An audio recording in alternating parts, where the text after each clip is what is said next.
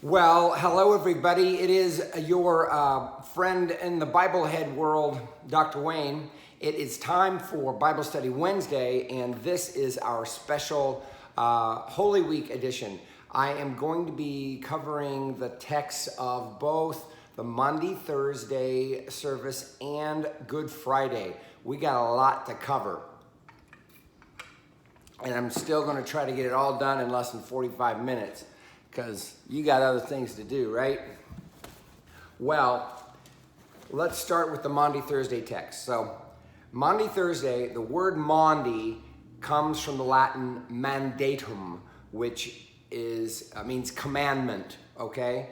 And it is the celebration of the incident, the time when Jesus says, I give you a new commandment to love one another. That's where the name comes from. But I don't want to spoil anything. There's some other surprises there, but we'll see that when we get to the John passage. But Maundy Thursday starts out with Exodus 12. Okay, and if you're a good Episcopalian. You have heard this text read many times, although I'll bet you've never heard it explicated. Here it is, Exodus 12, verses 1 through 14. The Lord said to Moses and Aaron in the land of Egypt, this month shall be for you the beginning of months. It shall be the first month of the year for you. He's talking about the month that occurs like in February, March, I think that's it. No, March, April, springtime. But later tradition changes the new year to be in the autumn. So it didn't be it's the first month of the year for you, according to the Lord.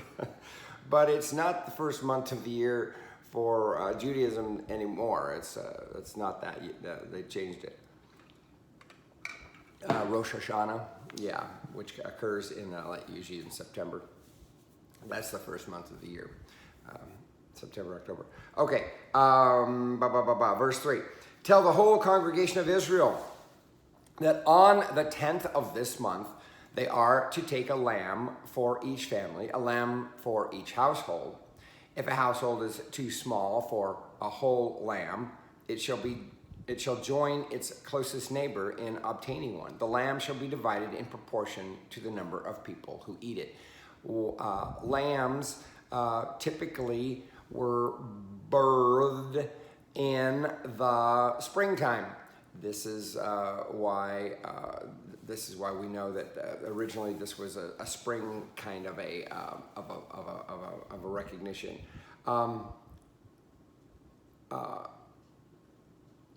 It says if a household, when it says household, it's talking about it's not talking about just the nuclear family. It's probably an extended family, which includes grandparents and aunts and uncles and stuff like that. Verse 5, your lamb shall be without blemish, a year-old male.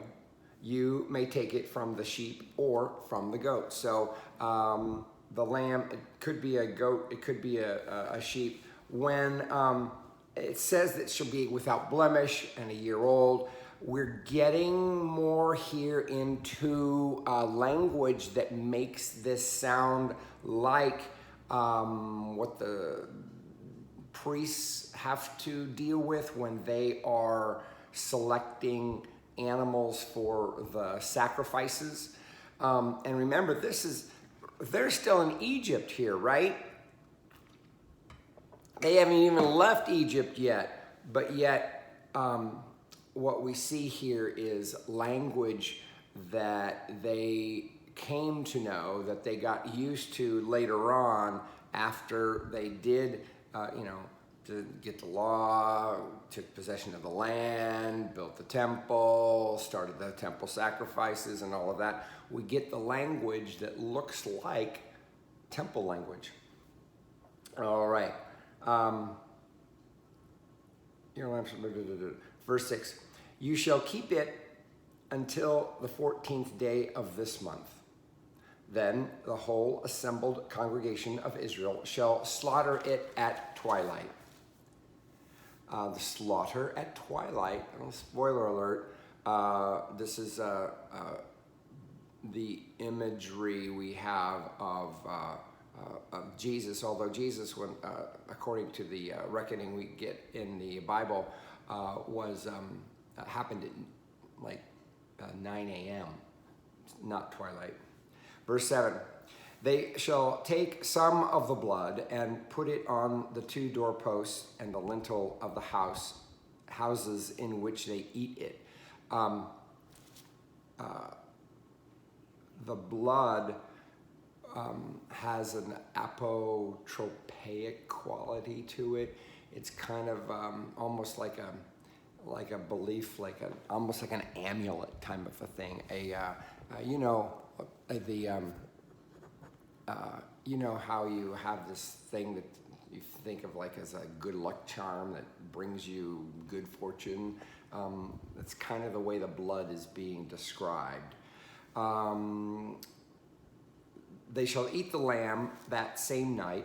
They shall eat it roasted over the fire with unleavened bread and bitter herbs. Do not eat any of it raw or boiled in water, but roasted over the fire with its head, legs, and inner organs. Why do we need this detail? We need this detail because of what I just told you. We are getting temple language here. We're getting language of the way the priests would use the animals in their sacrifices, in the temple cult, when they would do make their offerings. This is the way they would do it. So it's like you're doing it almost like a religious experience. You're not just cooking it like you would cook anything else. You got to do it like a priest would do it. This is foreshadowing, okay, of the time when the priest would finally do that. Verse 10, you shall let none of it remain until morning. Anything that remains until morning, you shall burn.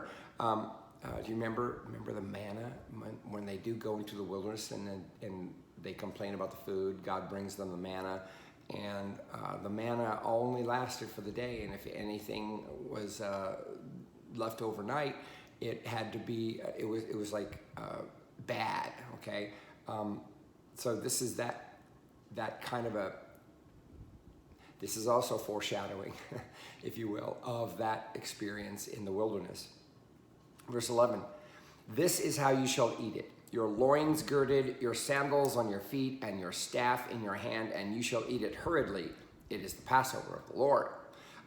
So yeah, you got to eat it like you are ready to go, okay? This is foreshadowing of the Exodus experience where they actually do get to leave. When Pharaoh finally says, let my people go. No, Moses said that. When Pharaoh says, go, Moses, take your people and get out of here. Eat it hurriedly.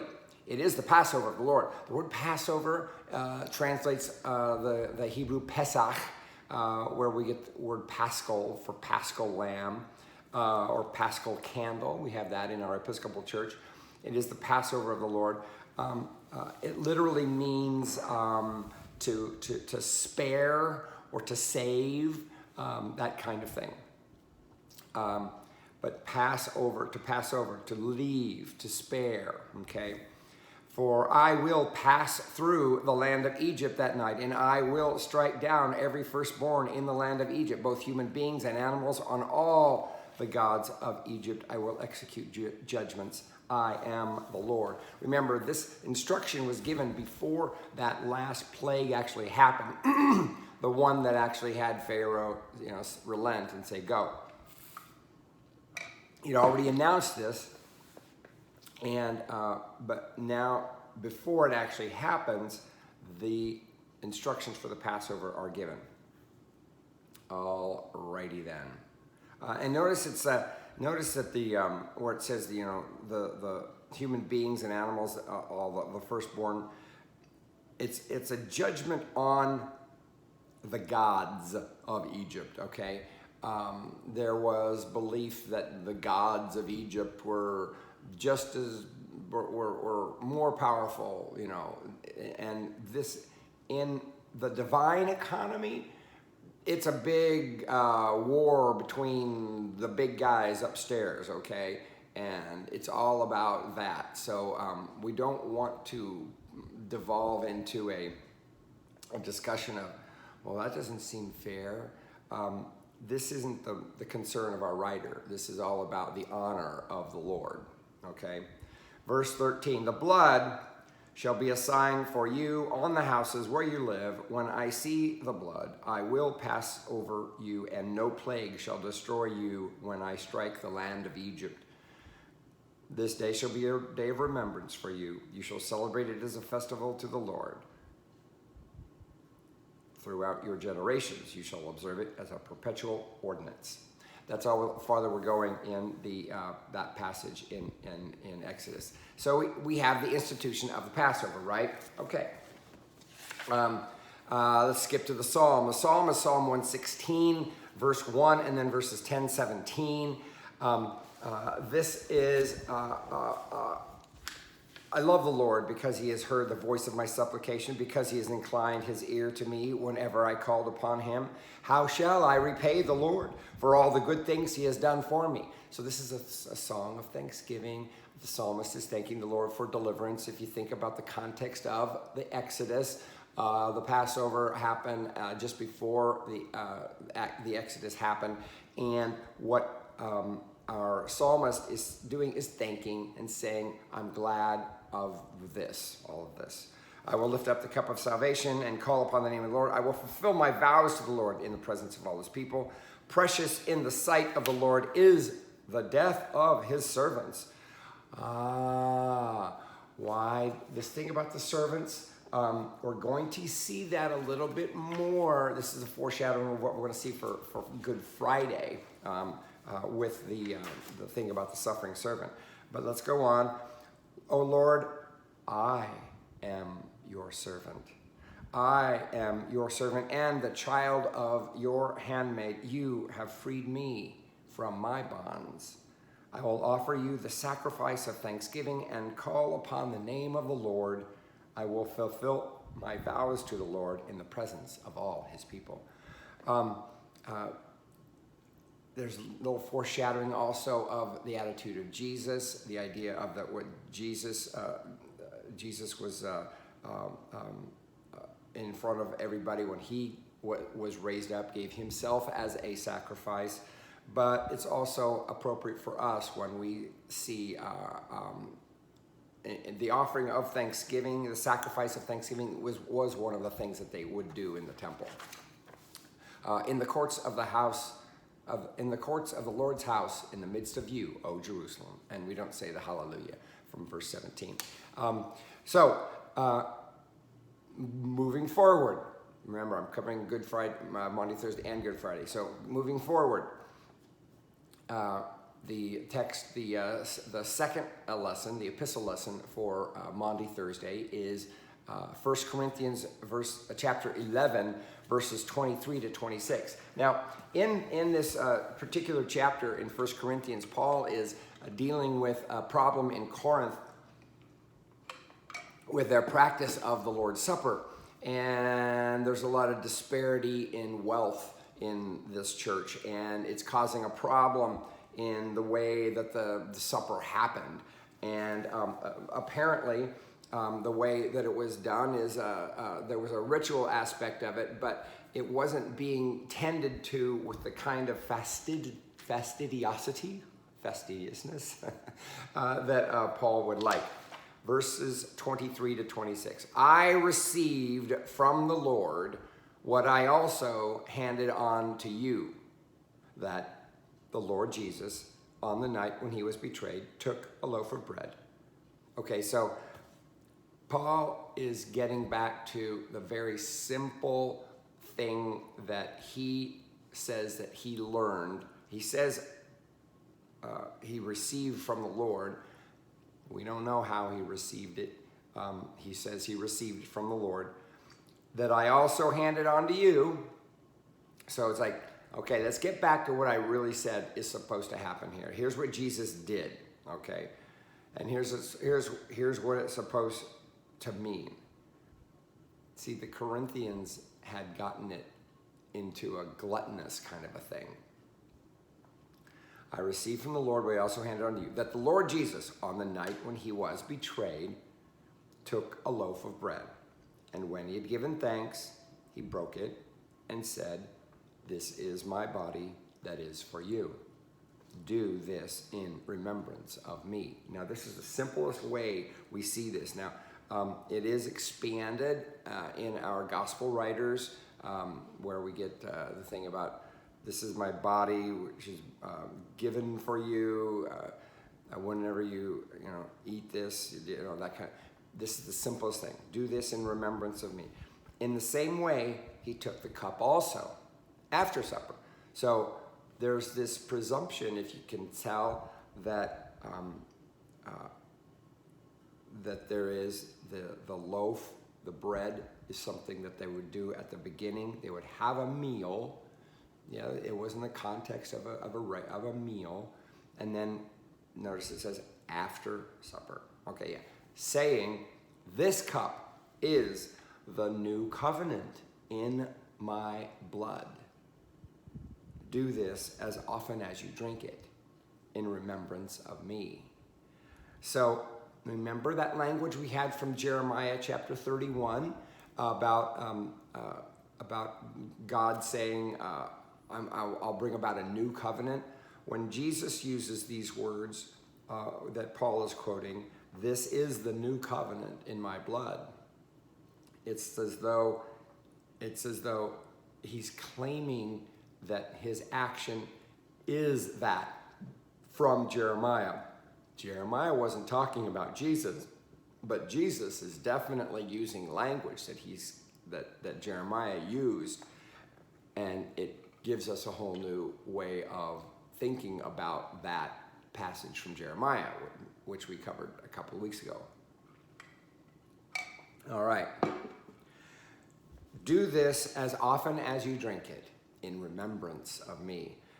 This was a big deal back in the early church when they were talking about the remembrance and what remembrance meant. Is it just a memorial service, or is it an active sacrifice?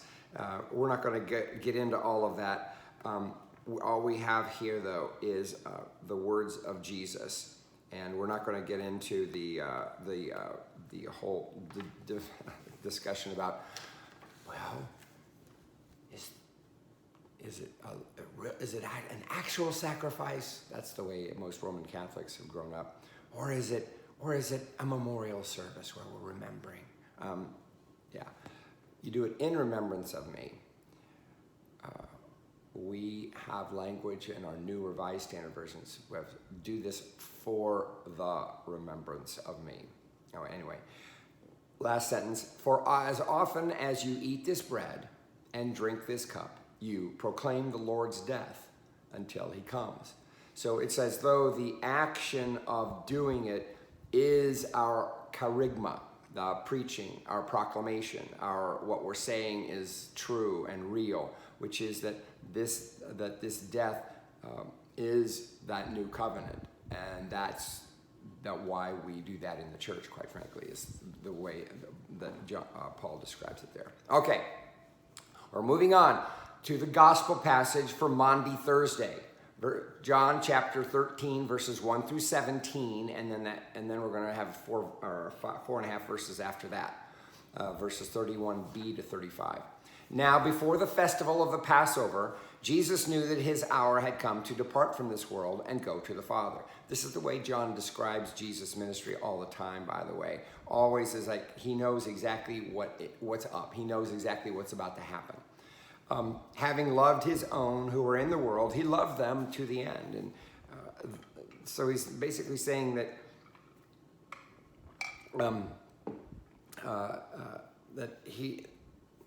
his concern here was always for completing his ministry for the sake of the people. The devil had already put it into the heart of Judas, son of Simon Iscariot, to betray him. And during supper, Jesus, knowing that the Father had given all things into his hands and that he had come from God and was going to God, in John, the whole master picture is a descent and a reascent, okay? From going to God, he got up from the table, took off his outer robe, and tied a towel around himself. Then he poured water into a basin and began to wash the disciples' feet and to wipe them with the towel that was tied around him. This is a common practice. People didn't, wear shoes with socks. They had sandals. Their feet were dirty, and yada, yada. So apparently this didn't get done. And Jesus does this. Now, he came to Simon Peter, who said to him, "Lord, are you going to wash my feet?" Jesus answered, "You do not know now what I am doing, but later you will understand." Yeah, Jesus is like saying, I know you're going to get all bent out of shape about this, Peter, but trust me, it'll be clearer later. Peter's like, Peter said, "You'll never wash my feet." Jesus answered, "Unless I wash you, you have no share with me."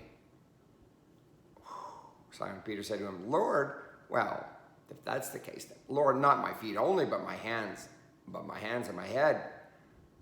Jesus said to him, "One who is bathed does not need to wash except for the feet, but is entirely clean." He said, "I'm not here to give you a bath.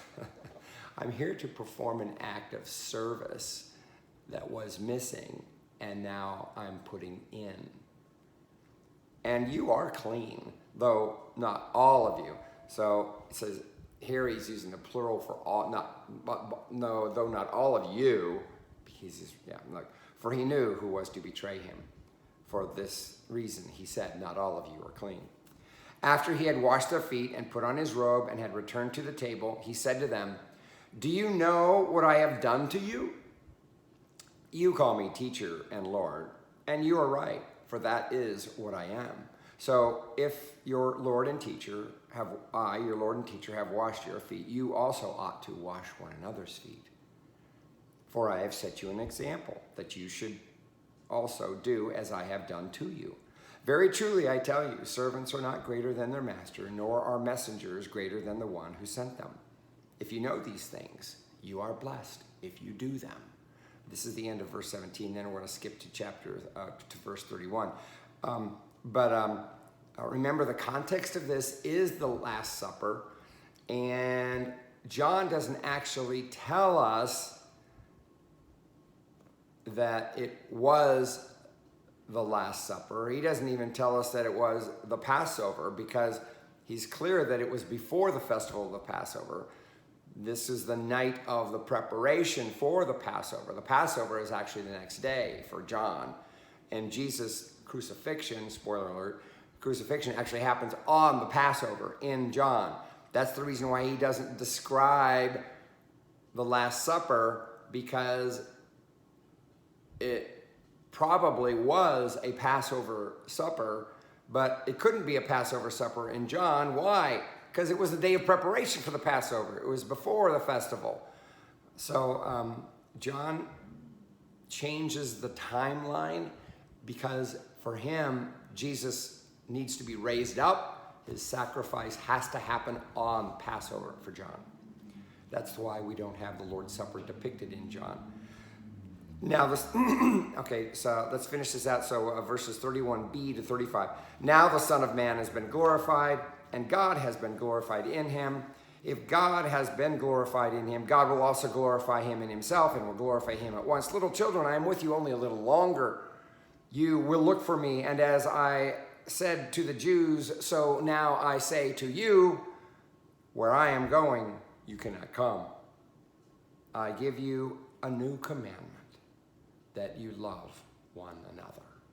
Just as I have loved you, you also should love one another. But by this, everyone will know that you are my disciples if you have love for one another.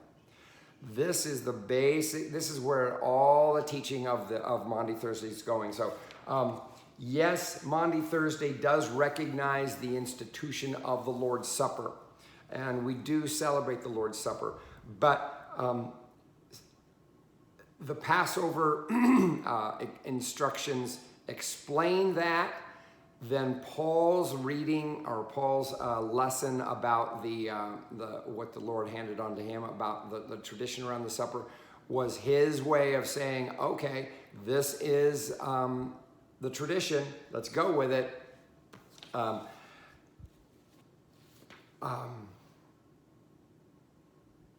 just realized something. I'm going to cut off this one. I'm just going to do the Maundy Thursday text. And I'm going to do the Good Friday text as a separate one because there's no way I'm going to get it all done in the next 20 minutes. So I am going to conclude with this for Maundy Thursday. And I'll have a separate thing for Good Friday because I just realized would be way too long. And that way you can watch it over 2 different watchings instead of all in one night, okay? How about that? Okay, so Maundy Thursday celebrates the mandate, the new commandment to love one another. When did it happen? It happened after the supper. That's the reason why you have the text of the Passover and Paul's thing of the instructions of what the Lord told him about the Last Supper. But we don't actually get the Lord's Supper narrated, even though Maundy Thursday also celebrates the institution of the Lord's Supper. But we commemorate it, yes, we do have the Lord's Supper, but we commemorate it by recognizing the act of service which Jesus did. When did he say he did it? I remember what it said at the very beginning when he said during supper. It was during supper. Jesus, knowing that the Father had given him all things, this is when that act of service. So why do we do the washing of the feet? Because Jesus did it. He only does it in John. It's a very distinctive experience. It's a very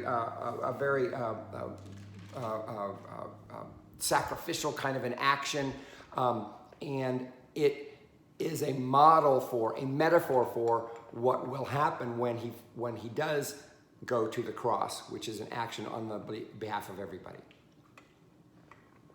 Okay, that's it. I'm going to do the Good Friday ones as a separate one, and I hope you're having a blessed Holy Week. I'll see you for the Good Friday text soon. Bye-bye.